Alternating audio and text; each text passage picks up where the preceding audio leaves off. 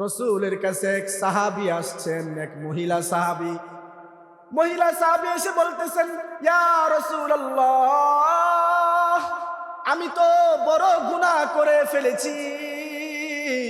রসুল বলতেছেন, আমার সাহাবী কখনো গুনাহ করতে পারে না। ওই মহিলা আবার বলতেছেন, ইয়া রাসূলুল্লাহ, আমি গুনাহ করে ফেলেছি। রসুল বলতেছেন, না না না, আমার সাহাবী গুনাহ করতে পারে না। রসুলকে ওই মহিলা আবার বলতেছেন, ইয়া রাসূলুল্লাহ, আমি আপনার সাথে মিথ্যা বলতেছি না, আমি এমন এক গুনাহ করেছি যেই গুনাহের কারণে আমার মনে হচ্ছে এই দুনিয়াতে এই গুনাহের কোনো মাফ হয়তো নাই। রসুল বলতেছেন, কি গুনাহ করছো?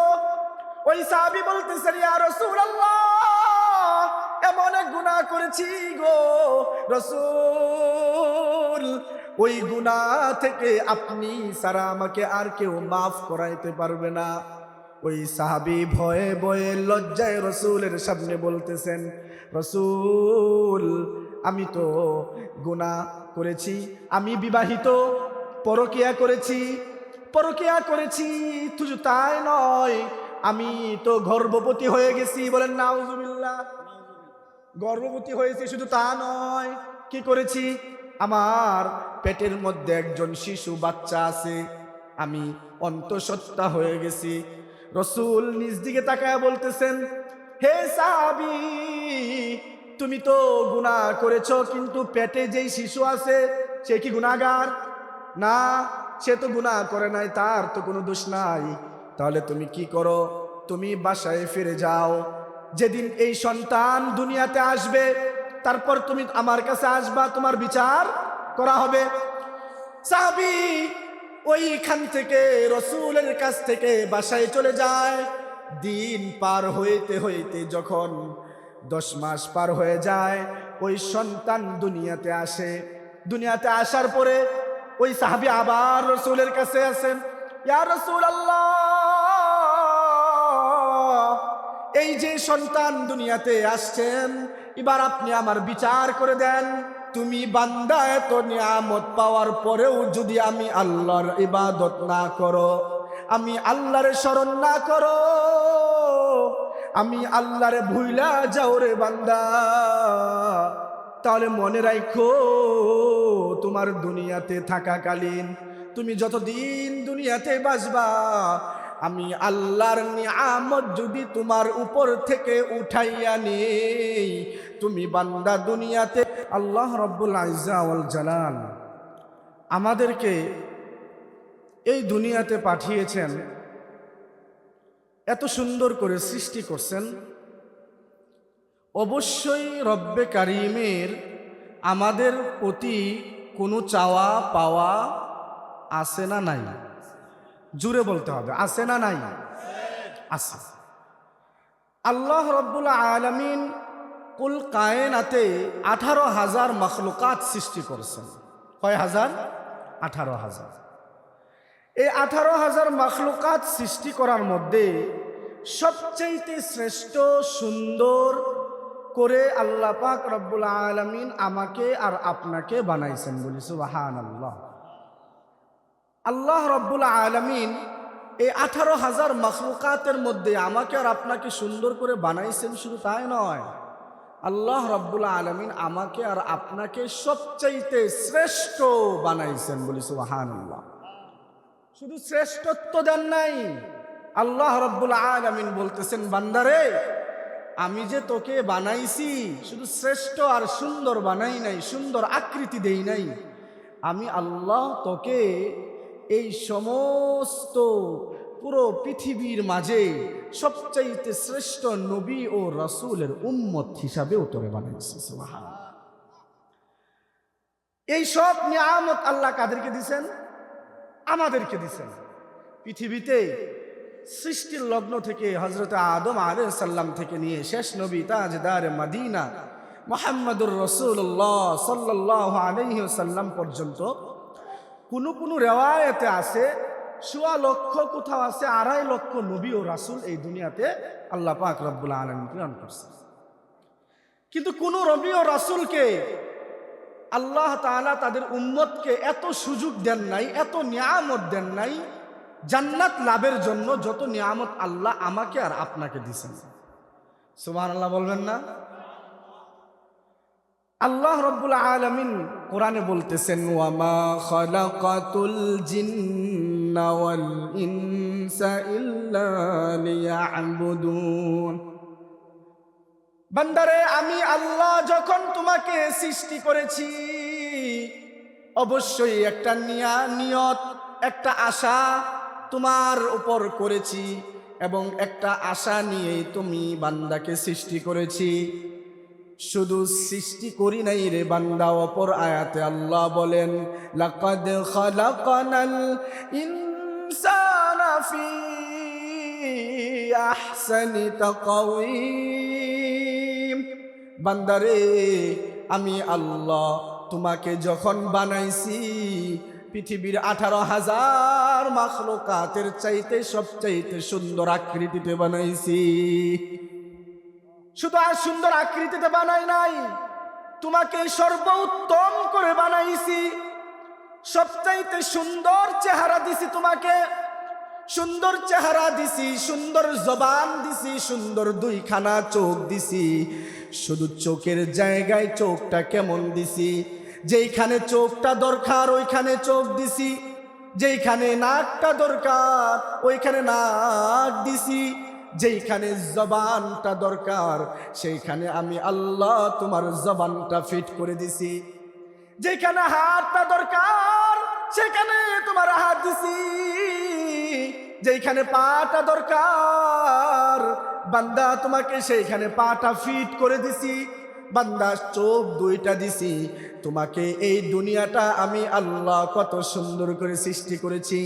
7 আসমান সৃষ্টি করেছি, 7 জমিন সৃষ্টি করেছি। ওই সুন্দর সৃষ্টিগুলো তুমি চোখে দেখবা, আমার নিয়ামত দেখে দেখে আমি আল্লাহকে চিনবা, আমি আল্লাহকে ডাকবা, আমি আল্লাহকে তুমি বেশি বেশি স্মরণ করবা। তোমার জবানটা দিছি কেন? খারাপ কথা বলার জন্য? জুড়ে বলেন, খারাপ কথা বলার জন্য দিছেনি? না না না বান্দারে, তোমার জবানটা দিছি বেফাহেশা কোনো কথা বলার জন্য নয়। তোমার জবানটাকে আমি দিছি, তুমি এই জবান দিয়ে আমি আল্লাহকে আল্লাহ আল্লাহ বলে ডাকবা এই জন্য। তোমার জবানটা দিছি, তুমি এই জবান দিয়ে আমার রসূলকে ডাকবা এই জন্য। তোমার জবানটা দিছি, এই জবান দিয়া তুমি মানুষকে ভালো কাজের দিকে ডাকবা। তুমি এই জবান দিয়ে কোরআন পড়বা, তুমি এই জবান দিয়া আমি রব্বে কারিমকে সুবহানা রব্বিয়াল আ'লা বলে ডাকবা। তোমার হাত দুইটা দিছি, হাত দিয়ে ভালো কাজ করার জন্য, খারাপ কাজ করার জন্য নয়। তোমার দুইটা পা দিছি, তোমার দুইটা পা দিয়ে তুমি ভালো কাজের দিকে অগ্রসর হবা, অপরকে ভালো কাজের দিকে ডাকবা এই জন্য। এই যে এত নিয়ামত দিয়ে আমি তোমারে বান্দাইছি রে বান্দা, তুমি বান্দা এত নিয়ামত পাওয়ার পরেও যদি আমি আল্লাহর ইবাদত না করো, আমি আল্লাহরে স্মরণ না করো, আমি আল্লাহরে ভুইলা যাও রে বান্দা, তাহলে মনে রাখো তোমার দুনিয়াতে থাকাকালীন তুমি যতদিন দুনিয়াতে বাঁচবা, আমি আল্লাহর নিয়ামত যদি তোমার উপর থেকে উঠাইয়া নেই, তুমি বান্দা দুনিয়াতে ভালো থাকতে পারবা না। ঠিক কিনা? আল্লাহ রাব্বুল আলামিন যদি আমাদের উপর থেকে তার রহমত বরকত উঠায় আনেন, দুনিয়াতে ভালো থাকা যাইব? সম্ভব? কথা জুড়ে কর না। তার মানে আল্লাহর নিয়ামত ছাড়া থাকতে পারবেন আপনারা? 1 মিনিটের জন্য যদি জবানটা আল্লাহ অফ করে দেয় কি করবেন? পৃথিবীর কোনো ডাক্তার পারবনি, পৃথিবীর কোনো ইঞ্জিনিয়ার পারবনি, পৃথিবীর কোনো মেকার জবানটারে খোলায় কথা বলাইবো, জিব্রাটারে লড়াইবো আসেনি। আপনার নিঃশ্বাসকে যদি 1 সেকেন্ডের জন্য বন্ধ করে দেওয়া হয়, তাহলে ওই নিঃশ্বাসটাকে আর নতুন করে চালু করার মতো দুনিয়াতে কারো ক্ষমতা নাই।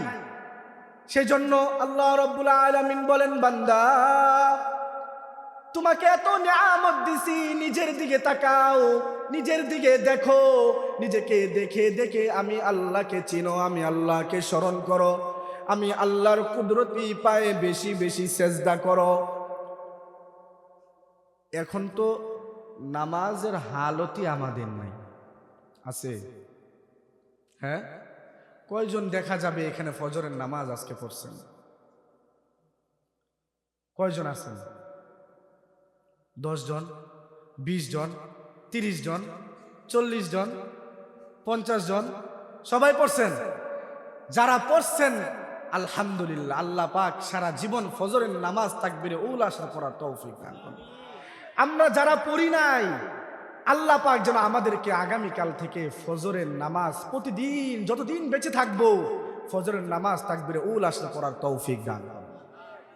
নামাজ যেই ব্যক্তি ছেড়ে দেয়, উলামায়ে কেরাম বলেন, রাসূলের হাদিস, আল্লাযীনা তারাকুস সালাহ, যেই ব্যক্তি নামাজ ছেড়ে দেয় সে কি হয়ে যায়? কাফের হয়ে যায়। সে কি হয়ে যায়? ইন্নাল মুনাফিকিনা ইউখাদিউনাল্লাহা ওয়া হুয়া খাদিউহুম ওয়া ইযা কামু ইলাস সালাতি কামু কুসালা। শুধু ফজরের নামাজ যে বাদ দিয়া দিছে সে তো কাফের হয়ে গেছে, নামাজ যে ইচ্ছা করে বাদ দিয়ে দেয় সে তো কাফের হয়ে যায়। কিন্তু এই আয়াতের তাফসীরে উলামায়ে কেরাম বলেন, ইন্নাল মুনাফিকিনা ইউখাদিউনাল্লাহ ওয়া হুয়া খাদিউহুম ওয়া ইযা কামু ইলাস সালাতি কামু কুসালা। এমন ব্যক্তি যে নামাজ পড়ে শেষ ওক্তে যায়, কোন ওক্তে?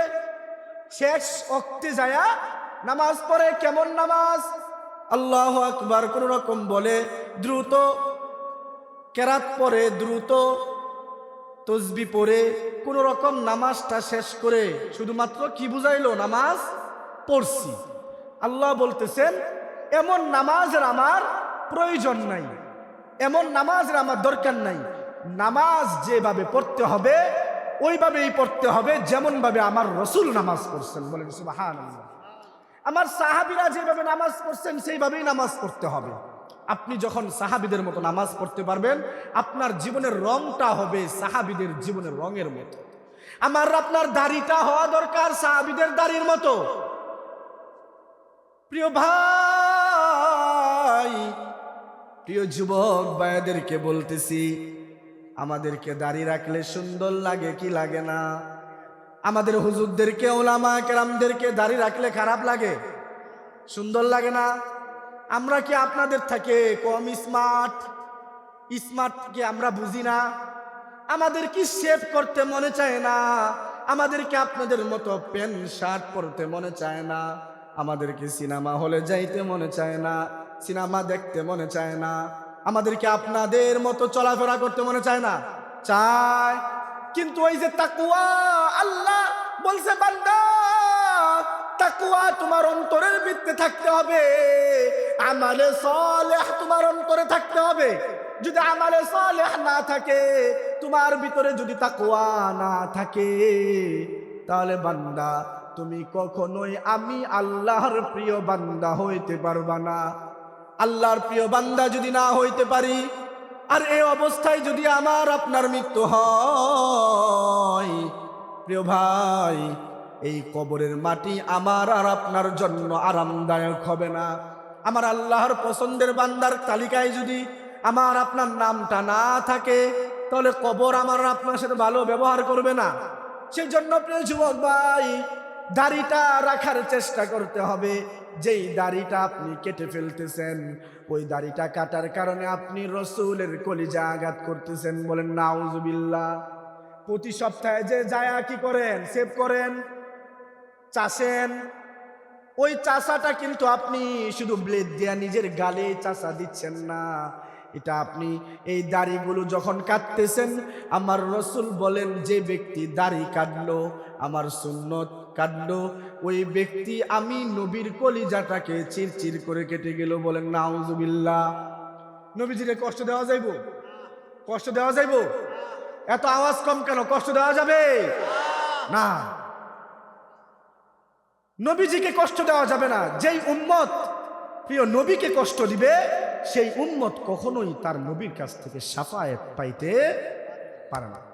সেই জন্য আল্লাহ রাব্বুল আলামিন বলেন, ইল্লা মান তাবা ওয়া আমানা ওয়া আমিলা আমালান সালিহা ফাউলাইকা ইউবাদদিলুল্লাহু সাইয়্যাতিহিম হাসানাত। যে ব্যক্তি নামাজ পড়লো না এতদিন, কিন্তু আল্লাহ তাআলার কাছে তওবা করছে। কেমন তওবা? রসুল বলতেছেন, রসুলের কাছে এক সাহাবী আসছেন, এক মহিলা সাহাবী এসে বলতেছেন, ইয়া রাসূলুল্লাহ, আমি তো বড় গুনাহ করে ফেলেছি। রসুল বলতেছেন, আমার সাহাবী কখনো গুনাহ করতে পারে না। ওই মহিলা আবার বলতেছেন, ইয়া রাসূলুল্লাহ, আমি গুনাহ করে ফেলেছি।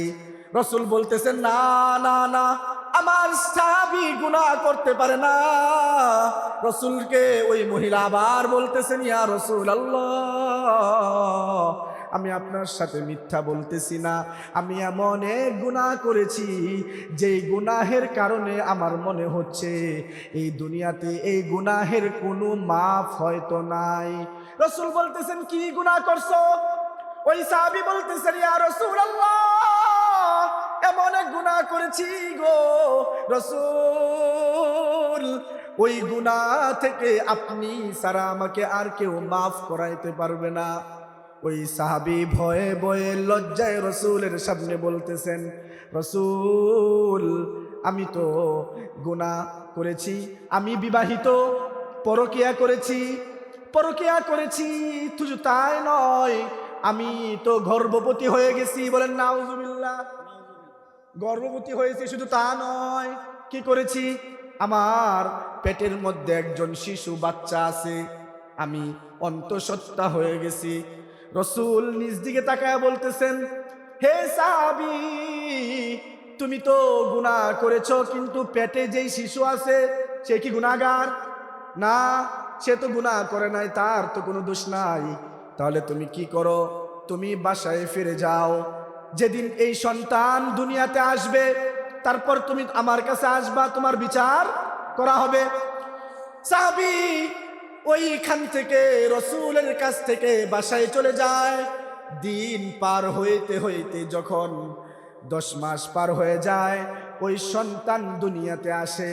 দুনিয়াতে আসার পরে ওই সাহাবী আবার রসুলের কাছে আসেন, ইয়া রাসূলুল্লাহ,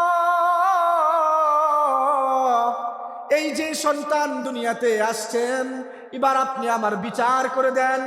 ওই সাহাবীকে রাসূলুল্লাহ বলতেছেন, না, এই শিশু বাচ্চার রিজিক তোমার বুকের স্থনে আল্লাহ রাব্বুল আলামিন দিয়ে রাখছেন।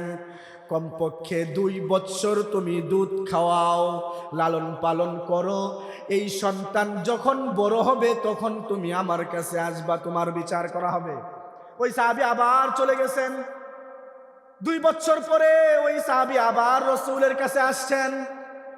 ওই রসুলের কাছে সাহাবী আসার পরে রসুল বলতেছেন, ওই সাহাবীকে রসুল বলতেছেন, কতটুকু বড় হয়েছে?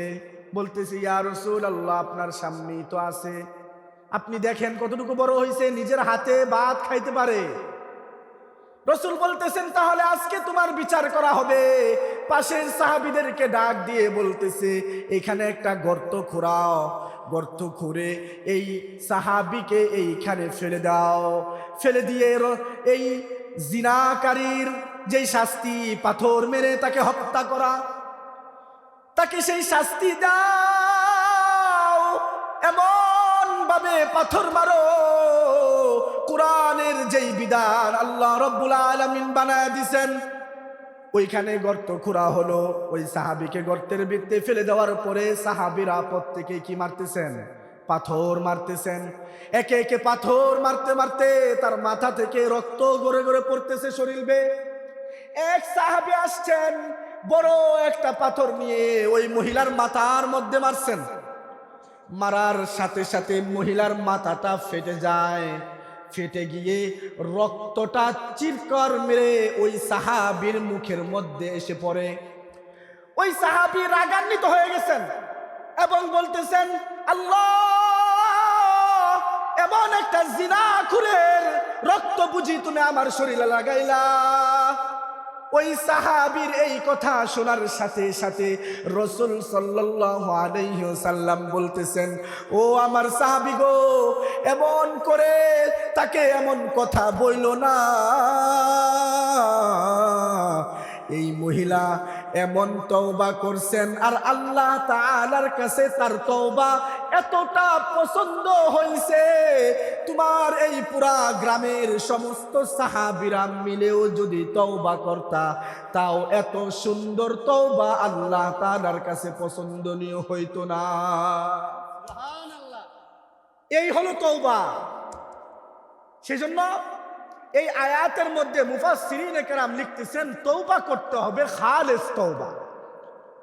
এতদিন নামাজ পড়েন নাই, কোরআন পড়তে পারেন না, বুঝে না বুঝে দুনিয়ার কত গুনাহ করে ফেলেছি ভাই। ও যুবক ভাই, এই গুনাহের কথা আমার আল্লাহ বলতেছেন, বান্দা তুই যদি পাহাড় পরিমাণ গুনাহ করে থাকো সে বান্দা, একটা বার আমার কুদরতের পায়ে সেজদা কর আর বল, আল্লাহ তুমি ছাড়া আমাদের কেউ নাই, কেউ নাই গো আল্লাহ, আমি ছাড়া তোমার কুঠি কুঠি বান্দা আছে গো মালিক, কিন্তু তুমি ছাড়া আমাদের কোনো প্রভু নাই গো আল্লাহ, তুমি যদি ফিরায় দেওয়ার কার কাছে যাবো গো মালিক? এতদিন নামাজ পড়ি নাই, বুঝি নাই তোমার উপরে 5 ওয়াক্ত নামাজ ফরজ গো যুবক। তুমি যদি নামাজকে ছেড়ে দেও জেনে বুঝার পরেও, আল্লাহ রাব্বুল আলামিন কোরআনে বলেন, আল্লাযীনা আমানু বিআয়াতিনা ওয়া কানু মুসলিমিন। মুমিন তো তারা যাদের কাছে আমার কোরআনের আয়াতগুলো পৌঁছলো, তাফসীরগুলো তারা শুনলো, ব্যাখ্যাগুলো তারা বুঝলো, তারপরেও ওই আয়াত থেকে মুখ ফিরায় নিল। কিয়ামতের ময়দানে আমার আল্লাহ তোমাকে জিজ্ঞাসা করবেন, ও বান্দারে, তোমার কাছে যে আমার আয়াতের তাফসীরগুলো তোমাকে বলা হয়েছিল, তোমাকে শোনানো হয়েছিল, তুমি বান্দা তো মানো নাই, কি করছো?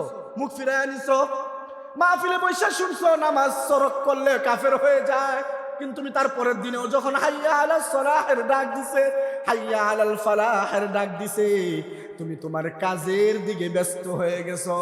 আল্লাহ সেদিন বলবেন, যেদিন ওই কিয়ামতের ময়দানে আল্লাহ ছাড়া কারো কোনো ক্ষমতা থাকবে না, আল্লাহ বলবেন, বান্দারে লিমানিল মুলকুল ইয়াউম, পৃথিবীর বাদশারা কোথায়?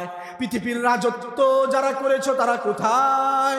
পৃথিবীর এমপি মন্ত্রী এত ক্ষমতা যাদের ছিল তারা কোথায়? নাই নাই নাই। আজকের এই কঠিন ময়দানে কেউ নেই, শুধুমাত্র রাজত্ব আমার, লিল্লাহিল ওয়াহিদুল কাহ্হার। ওই দিনের রাজত্ব শুধুমাত্র কার? আরো জোরে বলি কার? আরো জোরে বলি কার? ওই আল্লাহর, যে আল্লাহ আমাকে আপনাকে সৃষ্টি করেছেন গো যুবক ভাই। ওই আল্লাহকে এত নিয়ামত পাওয়ার পরেও যদি ভুলে যায়, তাহলে আমার মতো আপনার মতো বেঈমান গাদ্দার বুঝি এই দুনিয়াতে আর কেউ রইল না, ঠিক কিনা? আর কেউ রইল? যে আল্লাহ এত নিয়ামত দিছেন, এত ভাবে বুঝাইতেছেন, তারপরেও যদি বান্দা আমার কুদরতি পায়ে সেজদা না করো, তাহলে বান্দা তোমার মতো হতভাগা বেঈমান আর কোনো বান্দা নাই। সেই জন্য প্রিয় ভাই, আজকের এই প্রোগ্রাম থেকে সর্বপ্রথম ইখলাস নিয়ে একেবারে খালেস তওবা করা, যেই তওবা আল্লাহ তাআলা ইল্লা মান তাবা ওয়া আমানা ওয়া আমিলা আমালান সালিহার আয়াতে বলতেছেন, বান্দা তুমি তওবা করো, খালেস তওবা। কেমন তওবা? যেই তওবা, এই যে সাহাবীর গল্প শোনাইলাম, জিনা করছেননি আপনারা? না, এত খারাপ তো মুসলমানরা হতে পারে না। কিন্তু সাহাবীরা গুনাহ করছেন কেন? আল্লাহ তাআলা সাহাবীদেরকে গুনাহ করাইছেন কেন? নবী ও রাসূলদের কি গুনাহ আছে? গুনাহ করছেন ওনারা? না, পৃথিবীতে কোনো নবী ও রাসূল কি করেন নাই গুনাহ, কিন্তু সাহাবীরা গুনাহ করছেন এবং আল্লাহ তাদেরকে করাইছেন। কেন করাইছেন? আহলে সুন্নাত ওয়াল জামাআতের আকীদা কি? আমাদের জীবনের মাপকাঠি কারা? সাহাবায়ে কেরাম। আবার আর জোরে বলতে হবে, আমাদের জীবনের মাপকাঠি কারা? এটা আহলে সুন্নাত ওয়াল জামাআতের একটা আকীদা। এই আকীদাকে আপনাকে বিশ্বাস করতেই হবে। আমরা রাসূলকে দেখছি, সাহাবীদেরকে দেখছি না। সেই জন্য রাসূল বলছেন, তোমরা আমার উম্মত যেন আমার সাহাবীদের চলার পথ, তারা যেইভাবে চলছেন, তারা যেইভাবে ইসলামের উপর অটল অবিচল থাকছেন, তাদের জীবনকে যেইভাবে অতিবাহিত করছেন, আমার উম্মত যেন সাহাবায়ে কেরামদেরকে দেখে পথ চলেন। সেজন্য সাহাবায়ে কেরামরা আমাদের কি? সত্যের মাপকাঠি কাদেরকে বলা হয়? সাহাবায়ে কেরাম।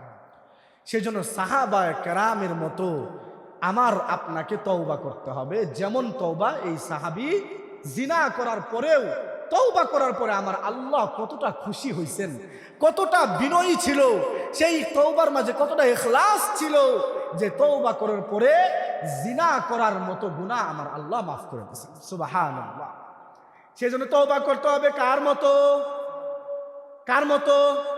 আরো জোরে বলতে হবে, তওবা করতে হবে কার মতো? জীবনটা কাদের মতো চালাইতে হবে ভাই? সাহাবায়ে কেরামদের মতো। আমার আপনার জীবনের রংটা কেমন হবে? সাহাবায়ে কেরামের মতো। আমার আপনার জবানের কথা কাদের মতো হবে? সাহাবায়ে কেরামের মতো। আমার আপনার জীবনের চলার পথটা কেমন হবে? সাহাবায়ে কেরামের মতো। তো এই তওবা, খালেস তওবা, যারা নামাজ পড়েন নাই, গোপনে প্রকাশ্যে, বুঝে না বুঝে গুনাহ করছেন,